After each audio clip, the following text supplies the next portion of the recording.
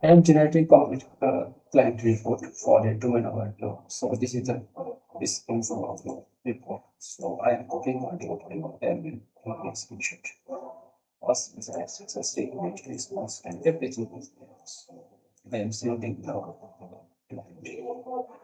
So the issue is one index because all my business this is issues. And there is no index and a lot of basement. Also, there is no sitemap.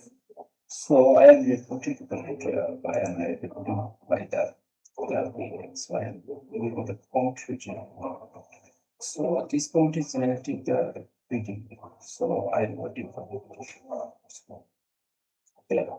so which is why I don't get reached. So all prompt I have it this prompt. Okay. So I am getting the one issue including screenshot of the screenshot. So international videos. So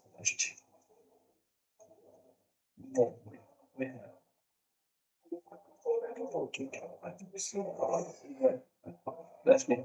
So so so finally report time. So I'm and so check the report. So complete report in 13 days. So this is the first phase. This is the second phase. Third phase. Is so all businesses are already done completely. So I think you can generate the from the